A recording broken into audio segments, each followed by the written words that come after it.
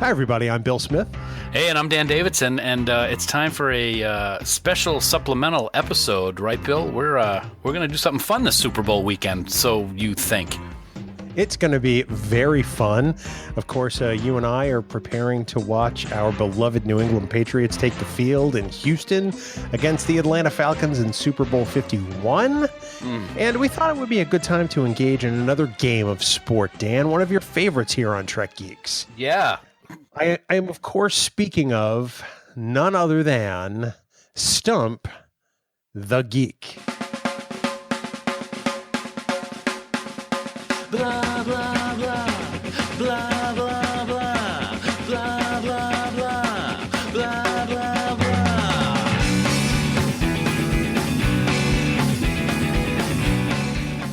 Now, Dan, this time Stump the Geek is going to be just a little bit different because it's the Super Bowl, right?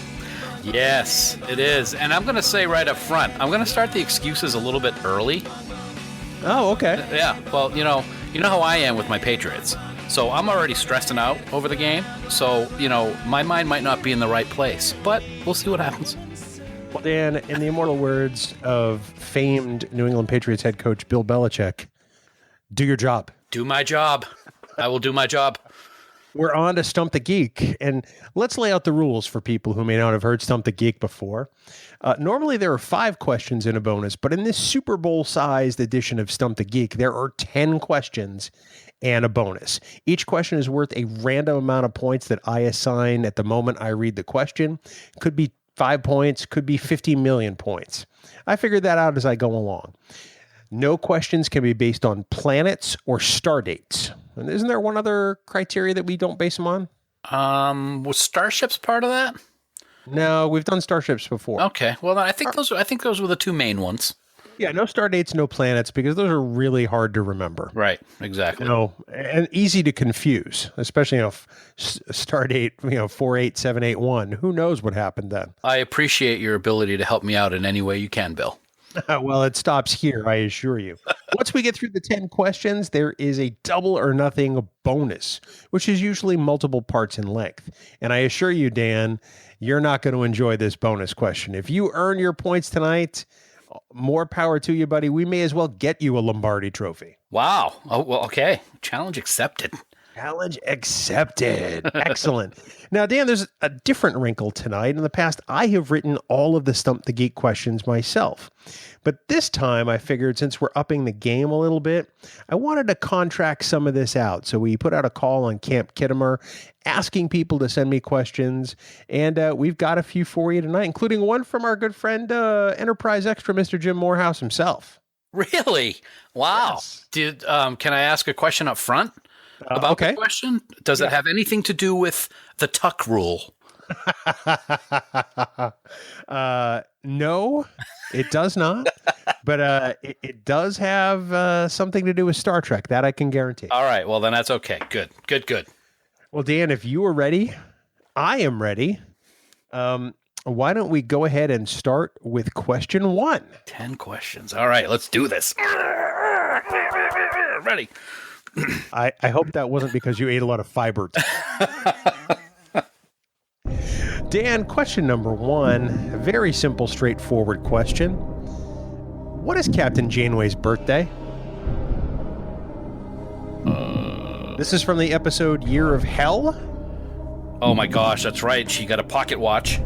Chakotay gives her a gift that she didn't want. She ordered him to essentially de-replicate, for want of a better word. But in this episode, her birthday, the month and day are revealed. What is Catherine Janeway's birthday? I know it's in May. And before you answer, I should tell you, this is for 51 points. Oh, I like that. Very good reference. Now I got to get it right. I got to think of the wording that Mumbles uses when he says it, because he says it. Akuchimoya. Yes. May 20th, if I remember correctly. Oh, it might be the 21st, so I'm going to go with the 20th. Is that your final answer? Yeah, going with the 20th. I'm going to make them quick, because we got a lot of them. You are correct, sir. That was right off out of the my butt. bat. I have no idea where you pulled that from. It might have been the Replicator store where the pocket watch came from. It is, yeah. The way he's referring to it, she's sitting there working with her little tools, trying to fix something, and he comes up and happy birthday. So yeah. Well, Dan, in the immortal words of Captain Janeway, time's up. Did I sound just like her? No. Oh. You got a bit more rasp in your voice. I was going to say, I need a deeper voice. Well, Dan, that's question 1. You have 51 points on the board, of course, emblematic of Super Bowl 51. Yes. And with that, Dan, we're going to move on to question 2, also a Voyager question. All right. This question is worth 375,000 points. Okay. I thought you would have gone for something like 5, but that's all right. No. Dan, question 2, what was the name, rank, and nickname of Will Riker's distant ancestor from the Civil War in Voyager's Death Wish? Oh, my goodness gracious. That's not going to be an easy one. Of course, Riker was brought aboard by Q. Yes. That's the only way we could get Riker to the Delta Quadrant, I'm sure. It must have been Sweeps Week. That was the episode of the Q Civil War, I believe. Well, the one where the other Q wanted to die. Yes. Yep. So, of course, Q blinks Riker in, and in it we learn that Riker had an ancestor that fought in the Civil War. What was his name, his rank, and his nickname, Dan? I am not even going to venture a guess. I don't think that's one that I can come up with very quickly. The Voyager episodes are not the ones that I know the best. And instead of boring everybody, I'm going to have to give that a big fat I'm not sure. Oh, too bad. Too bad. Well, of course, they put a big picture on the desk, and we get to see Colonel Thaddeus Riker. Thaddeus. Damn it. And his nickname, Old Iron Boots. I don't remember that reference at all. Completely Dan, drawn a blank on that one. I got to think that wearing iron boots would really suck. I would think so. Not very flexible. Tom Brady sometimes runs like he's wearing iron boots. He really does. Let's hope that doesn't happen in Super Bowl 51. No. Dan, so you're at 51 points. Still a decent showing. You've only missed one question. You're 1 for 1, 50%, buddy. That's a pretty good passer percentage also. It really is. It's all going to be tied together. In baseball, you'd be a multimillionaire. Yeah, absolutely. Dan, speaking of baseball, okay, that brings us to question 3. And I suspect this is one you might know off the top of your head, but we're going to give it a shot anyway. Okay. And of course, in Deep Space Nine, it was revealed that Benjamin Sisko loves baseball. I mean, obviously, who doesn't? But at one point in Deep Space Nine, Cassidy Yates offers to take him to a game to watch the Pike City Pioneers play. Okay. What planet do the Pike City Pioneers play on? Cestus 3. That is correct. Boom. And that also was for 375,000 points, by the way. Oh, good. All right. Well, okay. So right now, Dan, I know we say no planets, but it's Cestus 3. And yes. That was one I figured you'd get right off the bat. Can I go off on a tangent? Sure. About Cestus 3? Please. Did you ever confuse Cestus 3 with the actual planet that they were on at the beginning of Arena? I thought that actually, let me rephrase. Cestus 3 is the planet that they beam down to at the beginning. Right. And the place where the Gorn and Kirk fight is not Cestus 3, but I always think it is. I understand. Okay. Yes. All right. For the longest time, I used to do that myself. But Cestus 3 is definitely the planet with which they use the very cool phaser mortar. Yes. Yeah, I love that thing. All right, Dan, well, you have 375,051 points. Okay. Doing great so far, by the way. Boom, 2 for 3, 66%. If Tom Brady has a game like that, I think we're going to be hoisting the Lombardi Trophy. You never know. But Dan, we're going to keep it in sports for question 4. Okay. And this question is worth 12 points. I like it. Dan, going back to Voyager for a second. I know we've been a little Voyager heavy. That's going to happen a bit. Good Lord. What sport did Tom Paris watch on his TV when he first got it from B'Elanna? Remember in Voyager, she got him an old TV, put it in their quarters, and one of the first things Tom watched was a particular sport. Oh my goodness gracious! I'm sure that B'Elanna immediately regretted that decision. For some reason, I can't even think of the name of the sports. The English rugby is coming to mind, but I'm not sure if that's it. But that's what first came to mind, so I'm going with rugby. Oh no! Sorry. And of course, my accent like that should tell you that it was probably something Canadian, in which case it was ice hockey. You know what's amazing? I should have thought of that because in the game timelines, which you know I'm a big fan of, two of the characters that I have are Paris and Ensign Kim in hockey gear. They actually wear them in an episode. Yeah. So, yep. Hockey, I don't know that it became much more of a thing than that. Not like Archer's water polo. Right. But yeah, definitely ice hockey. Who knew? Well, not me, obviously. Well, Dan, you're still at 375,051 points, and that's going to bring us to question 5. We're going to go to your favorite series, Deep Space Nine. Okay. And one of my favorite episodes. DS9 has an episode named Inter Arma Enim Sealant Legas. Mm-hmm. What does Bashir tell us that translates to? And by the way, this is for 1 million points. Is it he who says it, or is it the Admiral who says it? It is Bashir who says it. Oh, it's from Cicero. You know what's great is because the channel H&I has that on a lot. And that was just on 2 nights ago. So Cicero, in times of war, the law falls silent. That is correct. Yes. H&I plug right there, people. All Star Trek hashtag.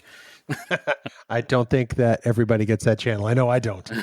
I just found it. Now I'm watching Star Trek every night before I go to bed. Don't you own all the DVDs? I do, but I don't know. It's something about it being on TV because it's Next Generation, then Deep Space Nine, then Voyager, then Enterprise every weeknight. Really? Yeah, it starts at 8, and I don't really get past Voyager. Who does? Very nice, very nice. Well, Dan, normally in Stump the Geek, that would be the end of the regular questions, but we're going to roll on to question 6. Okay. And we're going to stay with Deep Space Nine. Dan, this question is worth 71,302 points. And it is this. In DS9's Our Man Bashir, what was the name? Good for you. What was the name of the hologram that looked like Jadzia? Oh my goodness.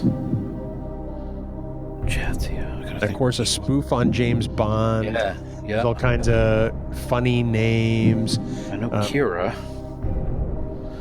Oh, she was like the sultry sugar bear. No, not sugar bear. Honey bear. Honey bear. I'll allow it. She's actually Dr. Honey Bear. Oh, thank you very much. Okay, sorry. She didn't spend 6 years going to sweet medical school to be called Miss Honey Bear. Thank you.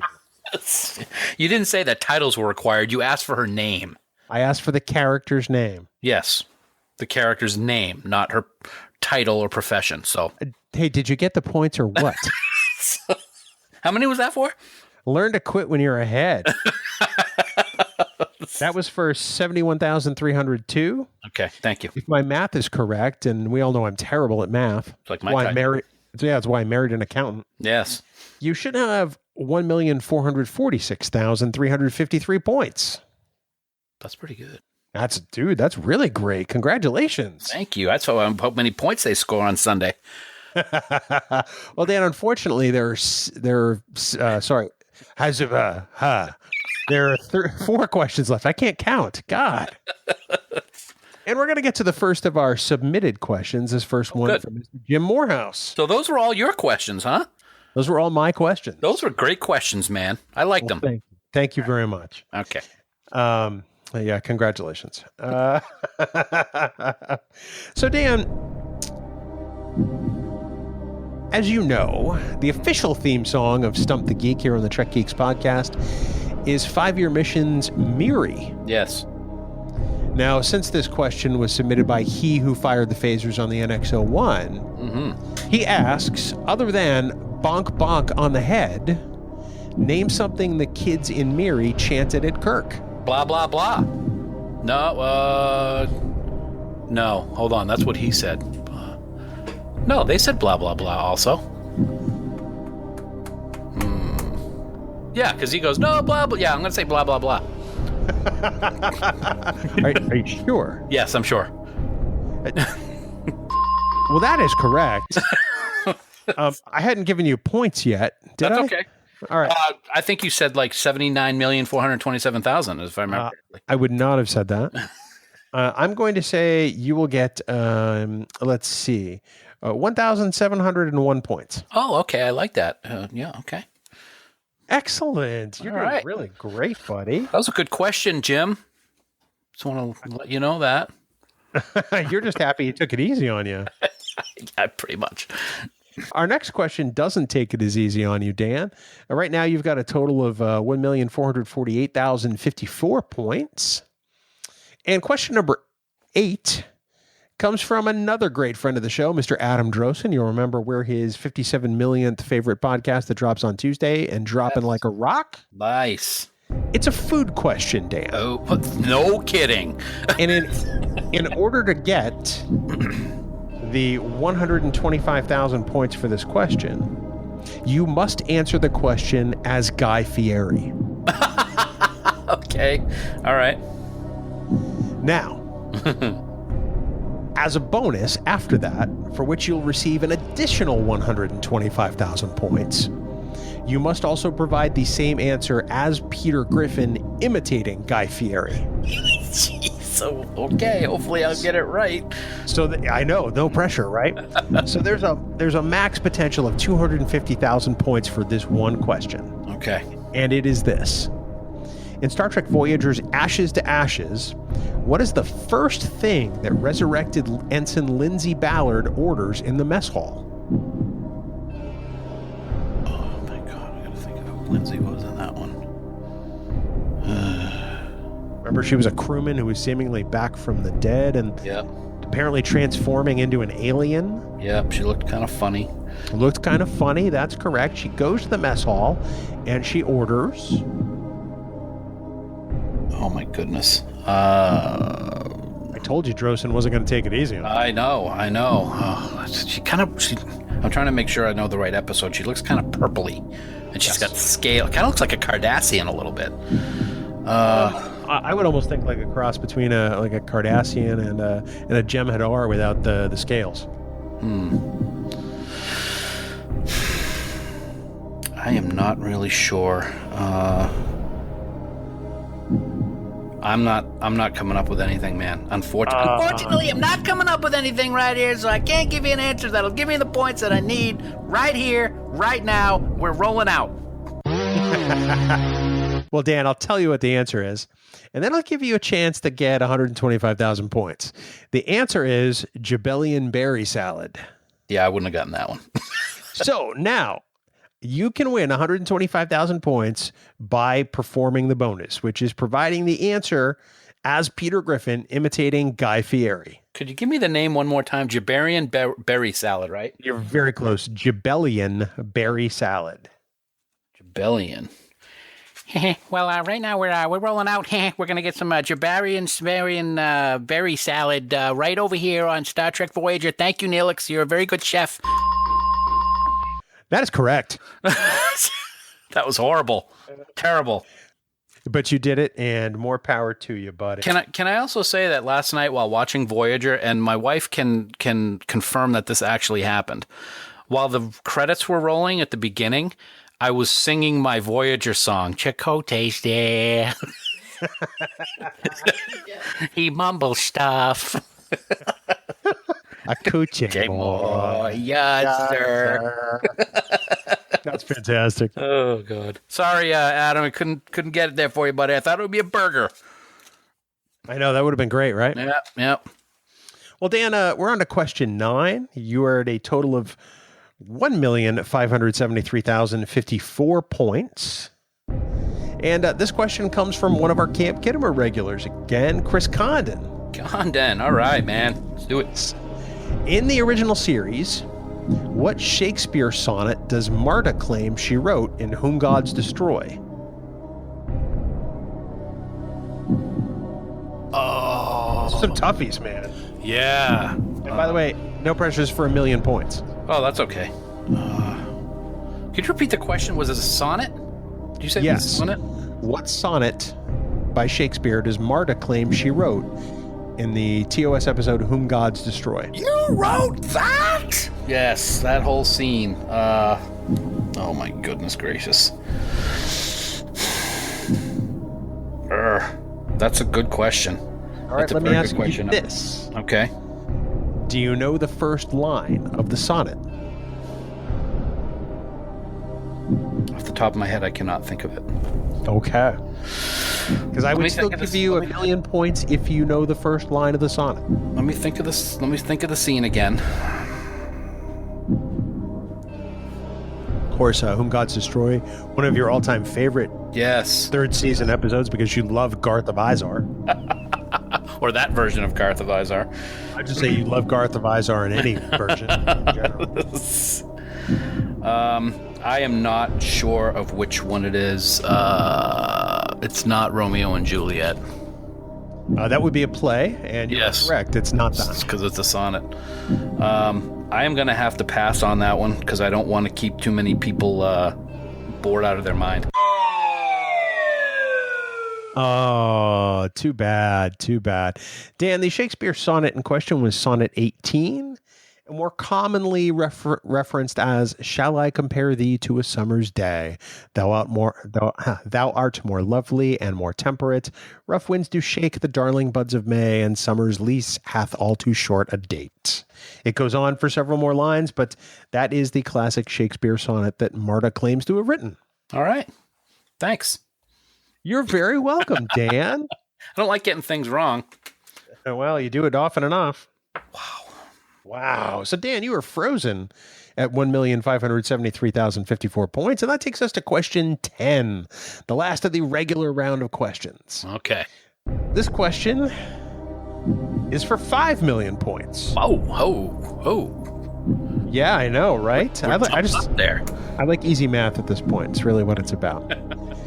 And another Camp Kittimer regular, our friend Nathan Bell, has this question for you, and it is from Star Trek Voyager. Oh my God, really? Yeah. Dan, in the Voyager episode Future's End Part 2... Ooh, yeah, okay. What 20th century insult does Tom Paris call Tuvok? This is a great question. I had forgotten about this. Great job, Nathan. Wow. Tom, of course, considered an expert on the 20th century of American culture, of course, with his television and his knowledge and the car and you name it. And he uses this phrase to insult Tuvok. What is the phrase? Does it have something to do with that disguise he's got on?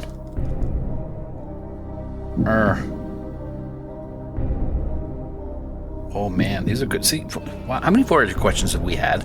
At least 5, maybe 6. Yeah, that's not right. Well, I know it's your favorite. Yeah, sure it is. Right. I'm not coming up with anything. I'm not. When I tell you, you're going to kick yourself. I'm sure I am. Let me think. Hold on. I don't want to do it yet. I want to think about it for a second. Play some music or something. Wait a minute. To smack the microphone. You call him a freak, but it can't be that easy. It can't be that one. I'll tell you you're close. Hold on. Has anybody ever told you you're a real... Has anyone ever told you you're a real freakosaurus? That is correct. Oh my God. 5,000,000 points, all riding on the word freakosaurus, and my friend, you did it. Wow, I don't know how. So you are here with a total of 6,573,054 points, and We should note, and Nathan also let us know this, that Robert Duncan McNeil has said he hated that line, and I can see why.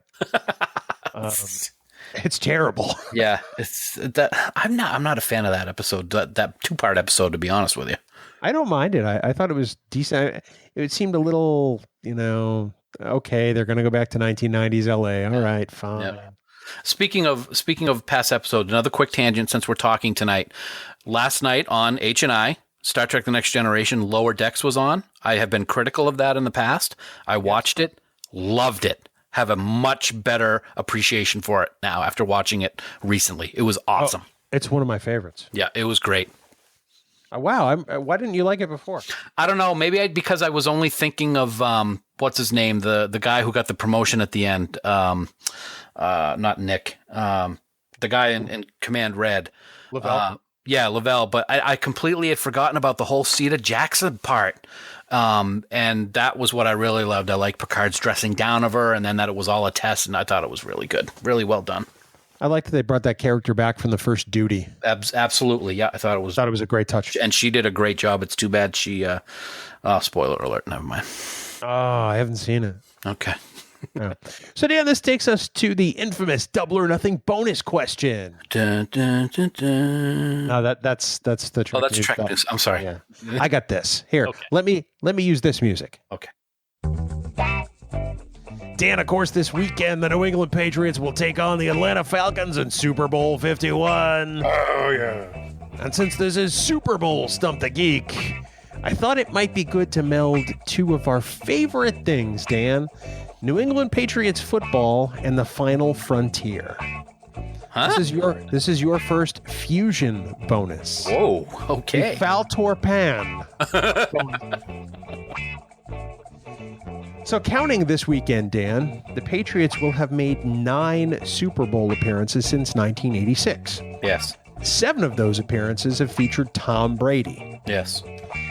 Today, you will have to name the Star Trek movie or television show that would have been current at the time of a Tom Brady Super Bowl appearance. Now, let me give you an example. Okay. Using their first 2 Super Bowls with Steve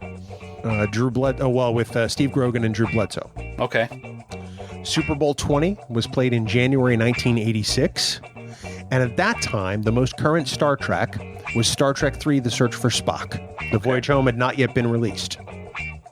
Okay. Super Bowl 31, their next Super Bowl appearance, was played in January 1997, and there are 3 possible answers for what Star Trek would be current at that particular time. Okay. You could have said Star Trek First Contact, which came out in November of 96, or you could say Deep Space Nine or Voyager, because they were both on the air at that time. Okay. I think I gotcha. So now, we're going to go through the 7 Super Bowls, including the one being played this weekend, which should be easy for you. Okay. You can tell me what Star Trek was the most current at that given time. Okay. Are you ready? I think so. Okay. Well, Dan, as you'll recall, the first Super Bowl that Tom Brady played in was Super Bowl 36. Mm-hmm. What Star Trek was current at that time? That would be 2001. So I would say Enterprise was still was just starting out, if I remember correctly. So I'm going to say Enterprise. That is correct, sir. And keep in mind, it was 2001, but it was played in 2002. Okay, so we want to go with the year the always a Super year Bowl was off. played. Okay, all right. Right, so it was the 2001 season, which was played at that year, February 2002. Yep, okay. Dan, the next one was Super Bowl 38. Yep. So that was for the 2003 season, played in 2004. Enterprise was still on. So I'm going to go with Enterprise.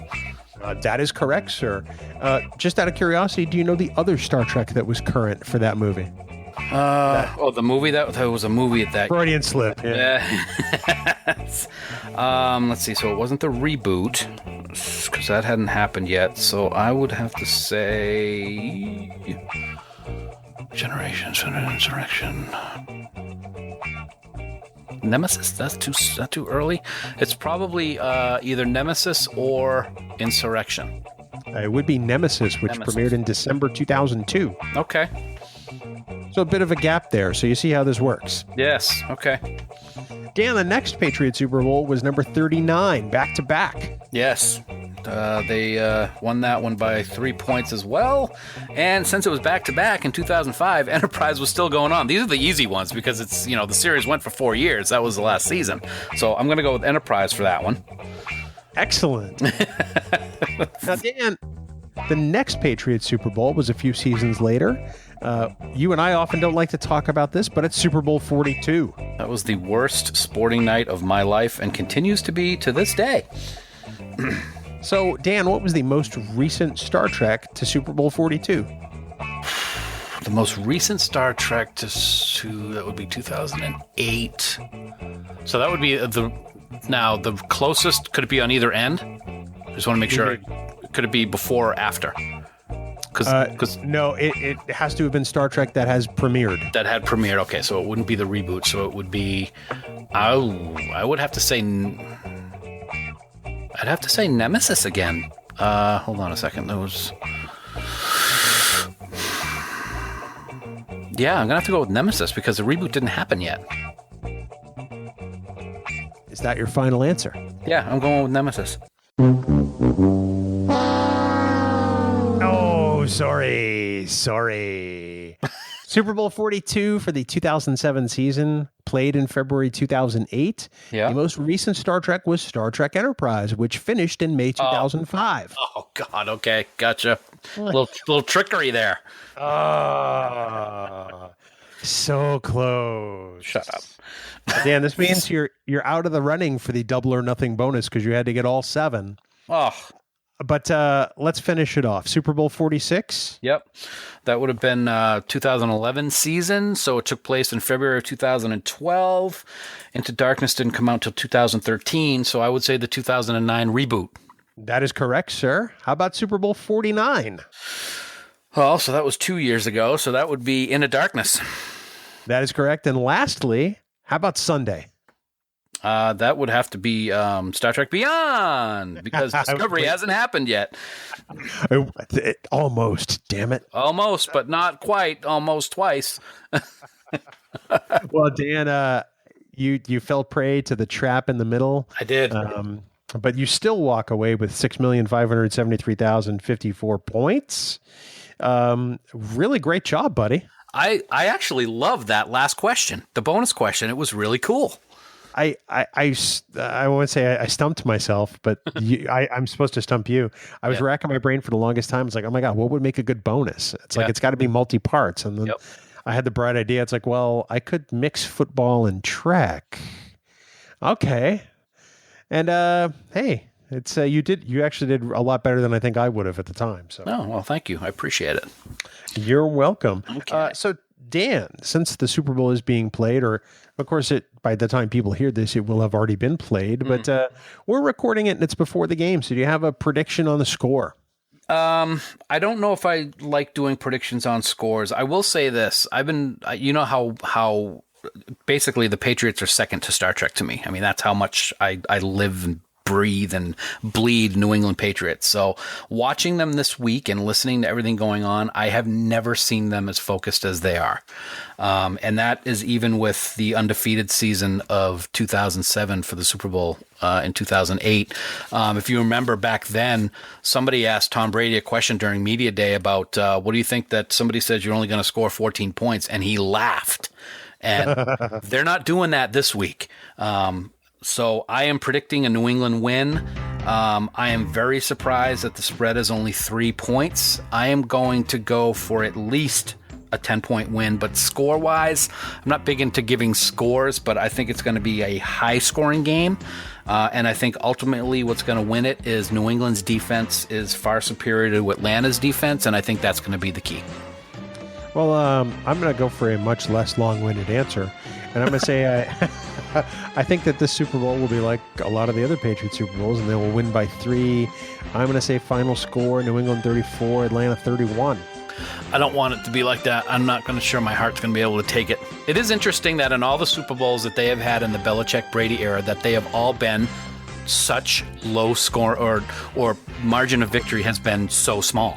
Yeah, close games. Yeah. So Dan, that does it for Super Bowl Stump the Geek. Thank you for allowing me to torture you yet again, and thanks to Jim and to Adam and to Chris and to Nathan for coming up with some great questions for us. Yeah, and next time we do it, I think it's a great idea to keep doing it. But can you lay off the Voyager a little bit next time? No. Especially now that I know it's your Achilles heel. Well, I'm going to start watching it every night on H&I. Well, now you got no excuse. That's true. Oh, damn it. Everybody, thanks so much for listening. We hope you enjoyed your weekend. We'll be back next week with a regular episode. But until then, we hope you all live long and prosper. Coconut, baby. Super Bowl. 5 titles. That's the way you do it. Let's go.